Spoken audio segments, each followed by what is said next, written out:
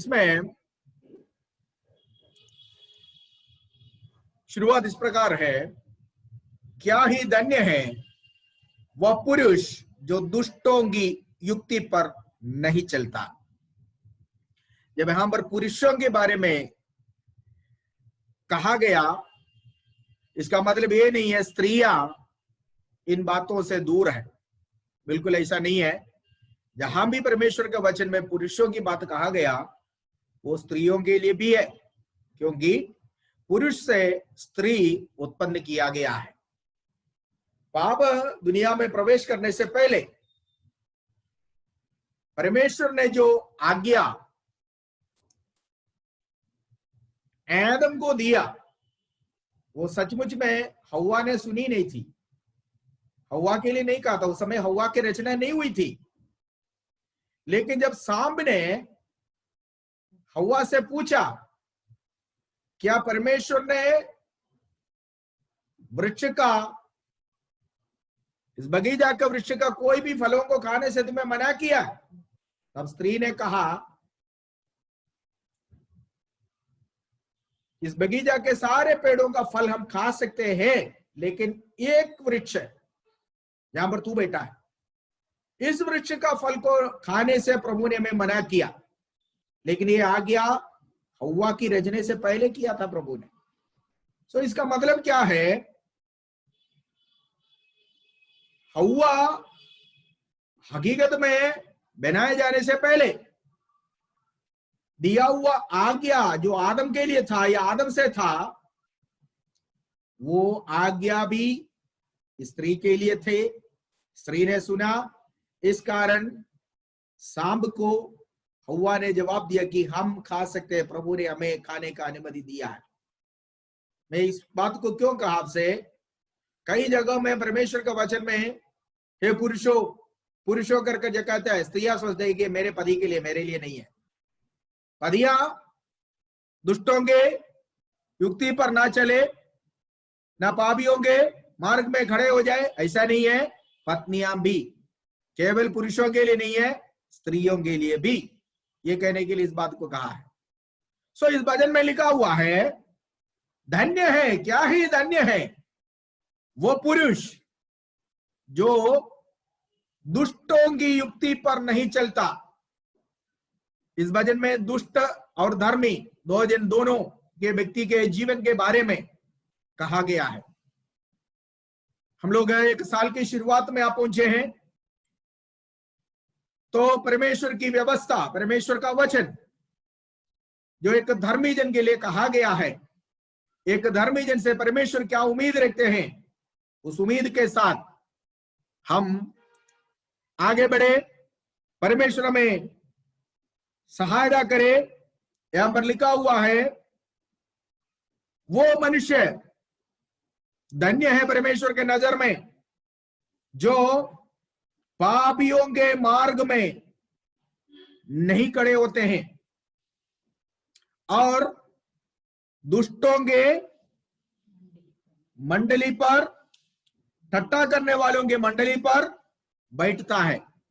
परमेश्वर के लोग हम इस संसार में रहते हैं, संसार में कई प्रकार के लोग हैं।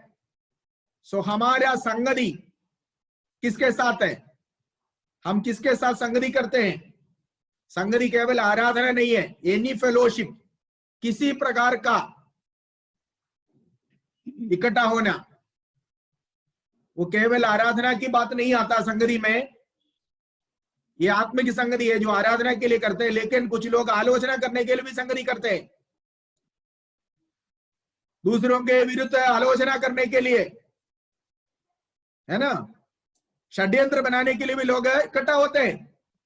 तो यहां पर लिखा हुआ है, एक धर्मी जन से, एक व्यक्ति जो पापियों के, दुष्टों की युक्ति पर जो नहीं चलता, पापियों के मार्ग में जो खड़े नहीं होते और ठट्टा करने वालों की मंडली पर नहीं बैठता, वो व्यक्ति प्रभु के नजर में एक धर्मी पुरुष है, एक धन्य व्यक्ति है।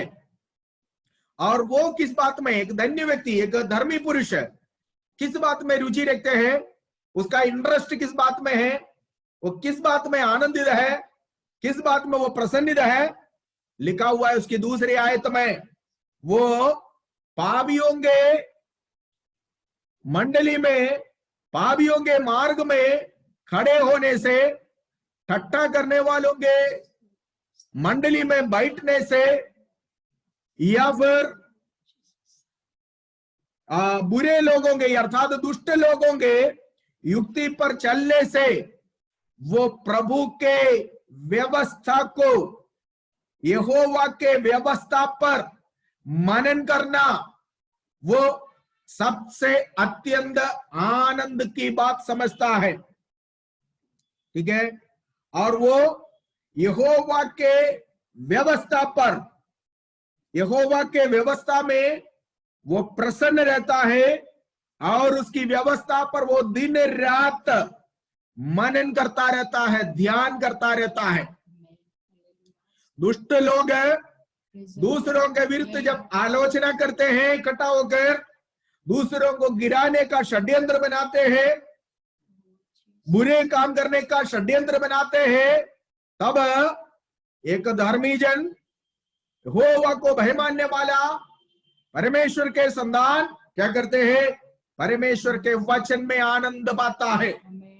हालेलुया, क्योंकि परमेश्वर के वचन में आनंद की भरपूरी है। परमेश्वर का वचन आनंद प्रदान करने लायक है। और एक धर्मी जन का जो आनंद है वो सांसारिक बातों में नहीं है, बल्कि परमेश्वर के वचन में। उनको वो प्रभु के वचन में आनंद पाता है। परमेश्वर के वचन में, परमेश्वर को वचन को मनन करने से, परमेश्वर का वचन को ध्यान करने से वो आनंद पाता है। अगर आप ऐसा एक व्यक्ति है कि परमेश्वर का वचन में जो आनंद पाते हैं, परमेश्वर उन व्यक्तियों के जीवन के बारे में लिखा हुआ है कि क्या है, ऐसा व्यक्ति उनका हर काम में सफलता होगी।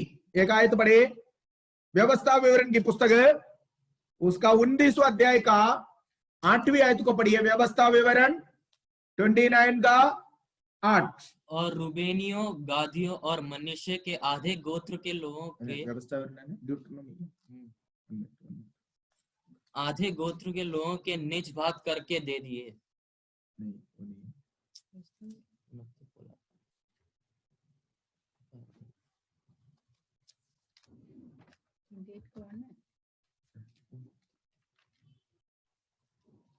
ने 29:8 ड्यूटरनोमी।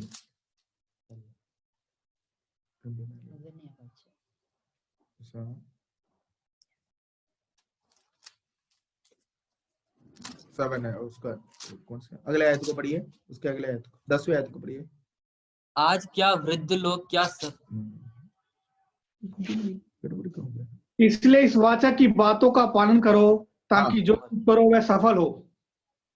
9वीं आयत। हाँ, ताकि इस वाचा की बातों का पालन करो ताकि जो कुछ करो वह सफल हो। हाँ, जो कुछ आप करते हैं उसमें सफलता होने के लिए इस साल के शुरुआत में याद रखिएगा, अगर परमेश्वर हमारे काम को सफलता में लाना, हमारे कामों में अगर हम सक्सेस होना, तो हमें क्या करना चाहिए। इस साल के प्रथम इतवार में मैंने आपको कहा, आपके मार्ग को यहोवा को सौंपो, आपके कामों को यहोवा को सौंपो। अगर हमारे कामों को परमेश्वर सफलता देना है, जो कुछ हम करेंगे वो सफलता होने के लिए हमें क्या करना होगा। यहां पर लिखा हुआ है, व्यवस्था विवरण की पुस्तक 29 का 9 में लिखा हुआ है, इस वाचा की बातों का पालन करो। इस व्यवस्था के, इस वाचा के कुछ कुछ बातों को जो हमें अच्छा लगता है उसको पालन करने के लिए नहीं है, बल्कि हर वाचा के, इस वाचा के हर बातों का पालन करना है। हम लोग क्या करते हैं, जो हमारे मतलब का हम केवल उसको लेते हैं, कुछ बातें हम पालन करते हैं, कुछ बातें हम अपनाते हैं और बाकी हम छोड़ देते, ये मेरे लिए नहीं है। ऐसा नहीं है, ये सबके लिए। यहोवा के व्यवस्था खरी है। यहोवा की व्यवस्था 1900 मजेसदा में इस व्यवस्था के खासियत के बारे में, खूबियों के बारे में हम कहते हैं, वो आंखों को रोशनी देता है, अल्प बुद्धियों को, साधारण लोगों को बुद्धिमान बनाता है, ज्ञान देता है। ये व्यवस्था, ये वाचा के सारे बातों को अगर तुम पालन करोगे तब क्या होगा? तुम्हारा कार्य सफल होगा। जो कुछ वो करे सफल होगा। Praise God. लेकिन दुष्टों का ऐसा नहीं है। दुष्टों का काम बिगड़ते हैं, तभी तो वो षड्यंत्र बनाते हैं कि कैसे हम ओवरकम करें, कैसे हम उसके ऊपर जयवंत पाए, कैसे हम उसके ऊपर जय पाए। ठीक है, तो अगर हमारे काम सफलता में बनना है, वो मनुष्य जो यहोवा को भय मानता है, दुष्टों के जो है मंडली पर या दुष्टों के मार्गों पर नहीं चलता, ठट्टा करने वालों के संगरी में नहीं बैठता, पापियों के बातों के अनुसार नहीं चलता है, बल्कि यहोवा के व्यवस्था पर, यहोवा के वचन पर जो आनंद पाता है, उनका कार्य सफल होगा। Praise the Lord, hallelujah. प्रभु ऐसा व्यक्ति के कार्यों को सफलता में लाता है। यह मनुष्य भले जितना भी उसके जीवन में परेशानी आए, क्लेश आए, कष्ट आए, यहोवा के वचन पर मनन करने वाले, यहोवा के वचन को ध्यान देने वाले, यहोवा के वचन को पालन करने वाले, वो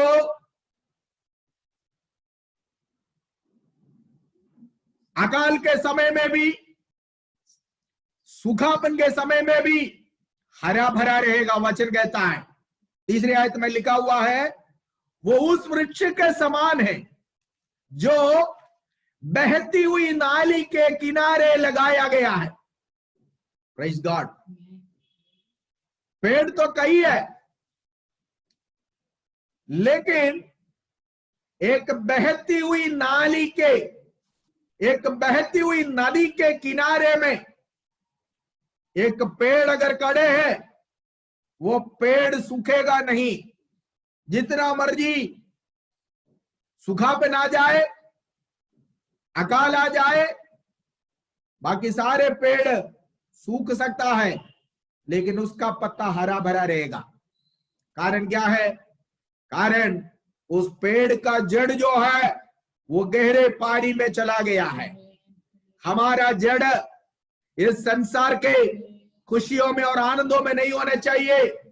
जिसका जड़ परमेश्वर के वचन में आनंदित करने वाले व्यक्ति का जीवन रूपी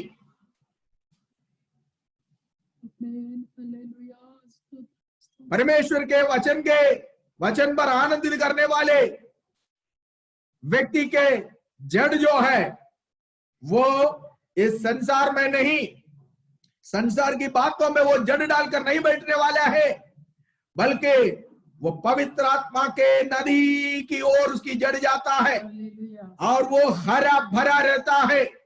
उसको अकाल, भूख, क्लेश, परेशानी इत्यादि बातें उसको सुखा नहीं सकता है, उसको धकेबंद नहीं कर सकता, वो गिर न जाएगा। इसलिए पौलुस कहता है, मसीह की प्रेम से हमें कौन अलग कर सकता है? क्या क्लेश, क्या परेशानी, क्या मुसीबत, क्या कष्ट, क्या जो है परेशानियां, हमें कौन मसीह की प्रेम से अलग कर सकता है? Praise God. सो कारण क्या है? कारण उसकी जड़ जो है वो ये सांसारिक बातों में नहीं है। हमारे जड़ अगर सांसारिक बातों में है तो पूरा पूरा में मूर्छा होने का संभावना है, पूरा पूरा सूख जाने का संभावना है, क्योंकि ये संसार हमें निराशा ही दे सकता है। संसार की बातें हमें निराशा ही दे सकता है। संसार से हमें धोखा मिल सकता है, संसार से हमें हालेलुया आमीन जो है दर्द मिल सकता है, निराशा हो सकता है। लेकिन जो प्रभु के वचन में आनंद पाता है, जो प्रभु के वचन पर ध्यान लगाता है, वो क्या हो सकता है? वो व्यक्ति, आमीन, उसका जड़ गहरे पानी में, अर्थात परमेश्वर का वचन में मनन करने वाले के जड़ जो है वो पवित्र आत्मा के नदी के तरफ जाता है। इसलिए दाऊद राजा वजह से दाते इस्माइल कहता है कि वो मुझे हरी हरी चराइयों पर, अर्थात वचन की चराइयों चराता है और मुझे सुखदाई जल के झरने के पास ले जाता है। वचन में आनंद पाने वाला व्यक्ति पवित्र आत्मा के नदी में उसकी जड़ जाएगा, वो हरा रहेगा, वो सूखा नहीं होगा, मूर्छा नहीं होगा, उसके पत्ते कभी मूर्छे नहीं होंगे। केवल इतना नहीं, नदी के किनारे लगाया हुआ एक पेड़, ये पेड़ साल में एक बार फल देने वाला नहीं, बल्कि हर महीने में अपने ऋतु पर फलने वाले हैं। हर महीने में नया नया हालेलुया फल देने वाले एक पेड़ है ये। पढ़िए उसकी तीसरी आयत में लिखा हुआ है, प्रेज गॉड, पढ़िए उसकी 1:3, वजह से 1:3, वह उस वृक्ष के वह समान उस है वृक्ष के समान है जो बहती नदियों के किनारे लगाया गया है, जो बहती नालियों के किनारे लगाया गया है। बहती नाली, बहती नदी, प्रेज गॉड, उसके किनारे लगाया हुआ, उसका अनुभव क्या होगा? उसका अनुभव है और अपनी ऋतु में फलता है। कुछ लोगों में फले नहीं है। क्यों फल नहीं है? कौन सी फल है ये? आत्मिक फल। यीशु मसीह केवल पत्ता हरा रहने से प्रभु तृप्त नहीं है। पत्ता तो हरा रहना ही चाहिए, लेकिन साथ साथ फल भी होना चाहिए। यीशु एक अंजीर के पेड़ के पास गया, उसके पत्ते देकर, बड़ी प्रभावशाली होकर खड़े थे, हरा भरा था।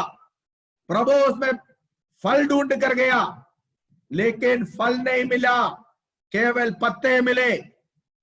अगर नदी के किनारे खड़े हैं, नदी से पानी लेकर हरा भरा, अर्थात शारीरिक तौर से हम लोग अगर हरा भरा है, शारीरिक तौर से हम लोग हरियाली में है, संपुष्ट है, तो प्रभु चाहता है कि हमसे फल भी प्रभु के लिए निकले, हमसे फल भी प्रभु को मिले।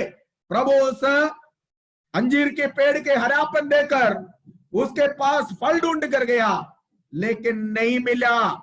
ये व्यक्ति जो यहोवा के वचन पर मनन करते हैं, ध्यान देते हैं, दिन रात उसकी मनन करता है, उस व्यक्ति के बारे में लिखा हो वो अपने ऋतु में फलता है और जिसके पत्ते कभी पत्ते मूर्छे नहीं होते। हालेलुया, इसका मतलब है कि उसके चेहरे से हालेलुया आनंद उधर नहीं जाता। वो वचन पर मनन करने वाले हैं, उनके अंदर एक विशेष खुशी है, हृदय की खुशी चेहरे में दिखाई देते हैं। Praise God, hallelujah. कुछ लोगों को नया साल आ जाए, पुराना साल आ जाए, सब एक जैसा है, कोई खुशी नहीं, कुछ नहीं है, हमेशा उतरा हुआ चेहरा। ये उतरा हुआ चेहरे का मतलब क्या होता है? हाले परमेश्वर में हमारा मुख को, परमेश्वर का मुख का चमक से क्या होता है? हम लोग रिफ्लेक्ट हो जाता है प्रभु के। और परमेश्वर के दर्शन पाकर आया हुआ मूसा परमेश्वर के दर्शन पाकर जब वापस आए, मूसा के चमड़े से जो किरणें जो रिफ्लेक्शन हुआ, वो तक लोग बर्दाश्त नहीं कर सके। लोगों ने कहा, मूसा तेरे चेहरे को ढाक दो, क्योंकि हम तेरे चेहरे पर देख नहीं सकता। इतना मूसा का चेहरा तेजोमय हो गया था। Praise God. सो हृदय के अंदर आनंद है, वो आनंद हमारे चेहरे में दिखाई देगा। उसके पत्ते कभी मूर्छे नहीं। एक मूर्छा हुआ पत्ता गिरा हुआ एक पेड़ की हालत आप देखते हैं, क्या होंगे? जिस पेड़ पे पत्ते नहीं है, सारे पत्ते नीचे गिरे हुए है ना, कोई आनंद नहीं है, कोई खुशी नहीं है। परमेश्वर के लोग ऐसे नहीं होना चाहिए। परमेश्वर के लोग बहती हुई नदी के किनारे लगाए हुआ पेड़ के समान है। प्रेज़ द लॉर्ड, आमीन। और केवल इतना नहीं है, और जो कुछ वो करेगा, कहता है, इसलिए जो कुछ वो पुरुष करे हाँ, वो सफल होता है। सफल होता है। जो कुछ वो पुरुष करे वो सफल होता है। सो इस साल के शुरुआत में मैं आपको हिया बढ़ाना चाहता हूं। मैं आपसे ये कहना चाहता हूं कि अगर आपका कार्य सफल होना, आमीन, आपके काम को सफलता होना, प्रभु के हाथों में आपके काम को सौंपो। दूसरा, प्रभु के वचन में आनंद पाओ, प्रभु के संगति में आनंद पाओ। हन्ना नामक एक बहन के बारे में पढ़ते हैं, घर में सब कुछ होने के बावजूद भी उसको घर में आनंद नहीं मिला। उसका चेहरा उतरा हुआ था, सूखे एक पेड़ के समान था, पत्ते मूर्छे हो गए हुए, पत्ते गिरे हुए, एक पेड़ के समान था उसका अनुभव। लेकिन प्रभु के भवन में आकर, परमेश्वर के सन्मुख में अपने आप को समर्पण कर परमेश्वर की वाणी की ओर मनन कर परमेश्वर की वाचा की ओर मनन कर ध्यान देकर जब वो प्रभु की आवाज को सुनने लगा, प्रभु की आवाज पर ध्यान लगाने लगे, उसका चेहरा फिर कभी ना उतरा।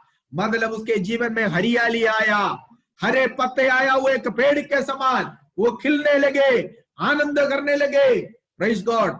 शारीरिक है, सांसारिक है, आर्थिक है, धन हमारे घर में होने से असली खुशी, असली आनंद हमारे जीवन में नहीं आएगा। असली आनंद प्रभु की उपस्थिति से है। इसलिए भजन संहिता 16 में हम लोग पढ़ते, तेरे सन्मुख में आनंद की भरपूरी है। Praise God. सो प्रभु के सन्मुख ही है, प्रभु की उपस्थिति में, परमेश्वर के वचन में ही असली आनंद है। कार्य सफल होने के लिए हमें असली आनंद प्राप्त करने के लिए परमेश्वर का वचन में मनन करना बहुत जरूरी है। एक आयत और पढ़ना चाहता हूं, यिर्मयाह की पुस्तक में आइए। यिर्मयाह नबी का पुस्तक, उसका 17वीं अध्याय का 7 और 8, ये सेम आयत एक पेड़ के बारे में वहां पर लिखा हुआ है। यिर्मयाह 17 का 7 और 8 पढ़िए।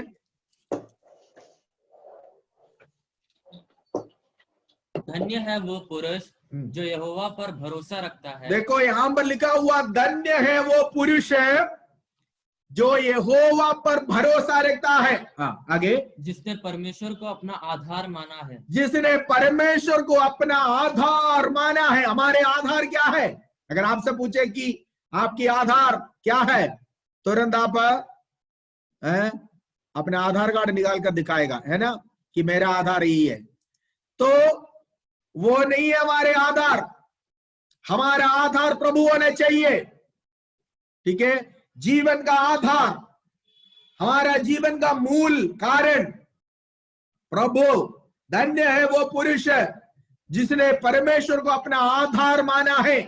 प्यारे भाइयों बहनों, इस साल के शुरुआत में आपको ये कहना चाहकर आपका हिया बढ़ाना चाहता हूं कि संसार की किसी भी बातों में हमारे धन दौलत नौकरी, हमारी तंगा, हमारे पास जो कुछ है, ये सब नाशवान चीजें हैं। इन चीजों का हमारा आधार ना मानो। हमारे आधार प्रभु होने दो। हमारा परमेश्वर जो कभी ना बदलने वाला, कभी ना हटने वाला।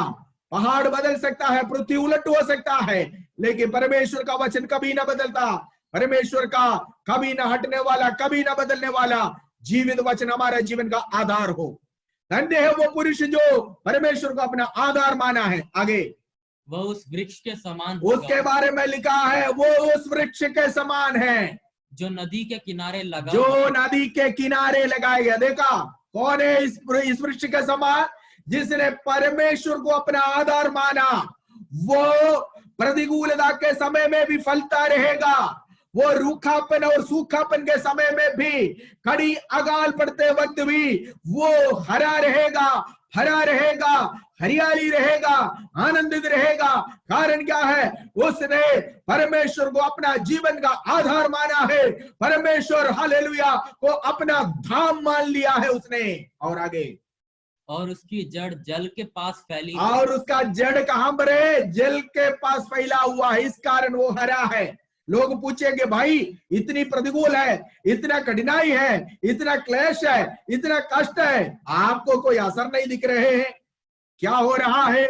आप क्यों इतना हरा भरा रह रहे हैं? तब आप कहने पाएंगे कि मैं उस पेड़ के समान है, उस वृक्ष के समान है जो बहती हुई नाली के, नदी के किनारे लगाया गया है। और क्या जब धूप होगी हाँ, तब उसको ना लगेगी। देखो जब धूप होगी तब उसको ना लगेगी। बाकी सारे पेड़ मूर्छे हो जाते, हालेलुया, लेकिन ये पेड़ मूर्छा नहीं हो सकता क्योंकि उसका स्थान वो बहती हुई नाली के किनारे है। हालेलुया। नदियां पेड़ों को हरा भरा रखते हैं। अगर आप पवित्र आत्मा की नदी में, पवित्र आत्मा के नदी में आपकी जीवन डूबी, हालेलुया, पेड़ वृक्ष का जड़ है, तो आप सूखेंगे नहीं। जितना भी परेशानी आने दो, जितने भी प्रतिकूलता आने दो, सूखेंगे नहीं। एक व्यक्ति के बारे में मैं आपसे कहकर यहां पर समाप्त करना चाहूंगा। एक व्यक्ति जो इस वचन के अनुसार हरा भरा रहा, प्रेज गॉड। प्रतिकूलताएं आए, आंधी आया, तूफान आया, बड़ी कड़ी धूप आया, हाले, लेकिन सूखा नहीं है। पढ़िए उत्पत्ति की पुस्तक उसका 39 का 3 पढ़िए, 3 से लेकर 2-3 आयत को जल्दी पढ़िए, ये सेशन अभी यहां पर समाप्त हो जाएगा। उत्पत्ति 39 उसकी 3री आयत से लेकर पढ़िए। और यूसुफ के स्वामी ने देखा कि यहोवा उसके संग रहता है, और जो काम वो करता है उसको यहोवा उसके हाथ में सफल कर देता है। तब उसकी अनुग्रह की दृष्टि उस पर हुई, और वो उसकी सेवा टहल करने के लिए नियुक्त किया गया। देखो योसेफ नामक एक व्यक्ति के बारे में हम पढ़ते हैं। ये योसेफ कौन था? योसेफ यहां पर कैसे पहुंच गया? योसेफ यहां पर इस महल तक आने के लिए बड़ी कठिनाई उठाया, बड़ी रूखापन के द्वारा योसेफ को गुजरना पड़ा। अपने घर से बाहर निकाला गया, भाइयों ने उसको बेच डाले, पहले उसको सूखे कुएं में डाल दिया, उसके बाद उसको वहां से उठाकर मिद्यान के व्यापारियों को बेच डाला। Praise God. पिता से अलग कर दिया गया, घर से अलग कर दिया गया, भाइयों ने त्याग दिया, सूखा कुआं उसको मिल गया है, अकेलापन उसके जीवन में आया। और जब वो मिस्र देश में बेच दिया गया, परदेश में, पराय देश में आया, उस कठिनाई के समय में भी यहोवा को उसने नहीं छोड़ा, परमेश्वर की व्यवस्था को उसने नहीं छोड़ा, परमेश्वर का वचन पर वो दिन रात मनन करता रहा, परमेश्वर के वचन पर वो दिन रात ध्यान करता रहा। इस कारण यहोवा उसके संग रहा। Praise God. परमेश्वर उनके संग रहता है जो दिन रात परमेश्वर के वचन पर मनन करते हैं, जो दिन रात परमेश्वर के वचन पर ध्यान देते हैं, परमेश्वर की आवाज के लिए कान खोलते हैं, परमेश्वर की हालेलुया वचन की भेद की बातें देखने के लिए जो अपने आंखें खोलते हैं, उनके लिए परमेश्वर उनके संग रहता है। जैसे 119 में लिखा हुआ है, परमेश्वर मेरी आंखों को खोले ताकि मैं तेरी व्यवस्था की भेद की बातों को देखने पाऊं। हालेलुया। प्रभु उनके संग रहा, योसेफ के संग रहा। इस कारण क्या किया? फिरौन ने क्या किया है? फिर उसने उसको अपने घर का अधिकारी बना के अपना सब कुछ उसके हाथ में सौंप दिया। देखो, पोतीफर उनका घर का सारे अधिकार योसेफ को सौंपा। कारण क्या था? फिर पोतीफर ने देखा जो कुछ योसेफ करता है वो सफलता है। कारण क्या है? उसका कारण योसेफ की खूबी नहीं है, बल्कि योसेफ के साथ यहोवा है। इस कारण क्यों यहोवा योसेफ के साथ है? क्योंकि योसेफ इस कठिनाई के समय में भी, इस क्लेश के समय में भी, ये अकेलापन के समय में भी, ये सूखे कुएं के अनुभव में भी, ये हालेलुया हमें परेशानी, क्लेश, कठिनाई के समय में भी यहोवा के वचन को उसने छोड़ा नहीं। यहोवा के व्यवस्था पर वो दिन रात मनन करता रहा, यहोवा के वचनों पर, व्यवस्था पर वो टिके रहे। इस कारण यहोवा उनके संग था। इस कारण अन्य जाति पोतीफर ने देखा कि जो कुछ योसेफ करता है वो सफलता है, जो कुछ योसेफ करता है वो सफलतापूर्व होता है, उसका कार्य सफल हो जाता है। नीति वचन के पुस्तक में लिखा हुआ है कि हालेलुया तेरा कार्य सफल होने के लिए यहोवा के वचन को मानना है। Praise the Lord. योसेफ का काम इसलिए सफल हुआ कि योसेफ यहोवा के वचन को दिन रात मनन करने वाला था। दिल जी दोस्त का 2-3 आयतों का और पढ़िए।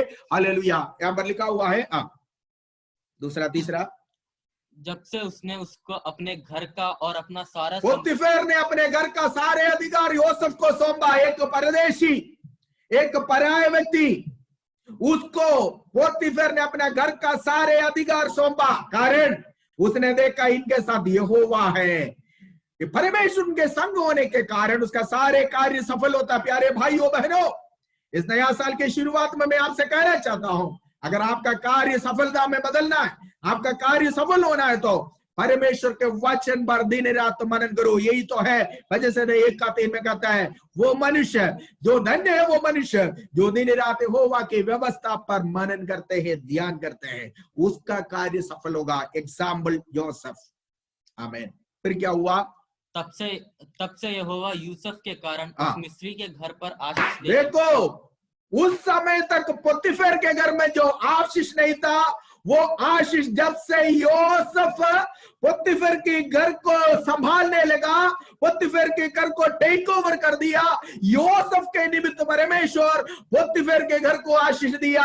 मतलब प्यारे भाइयों बहनों, अगर आप एक हरा भरा पेड़ के समान हैं, परमेश्वर के वचन पर हालेलुया आनंद पाने वाले हैं, परमेश्वर के वचन पर दिन रात मनन करने वाले हैं, आपके खातिर परमेश्वर अन्य जातियों को भी, इवन उन लोगों को भी जो प्रभु को नहीं जानते हैं, प्रभु से दूर है, आपके कार्य क्षेत्र में, आपके नौकरी के जगहों में, आपके ऑफिस में, आपके कार्य, परमेश्वर उनको आशीष देगा।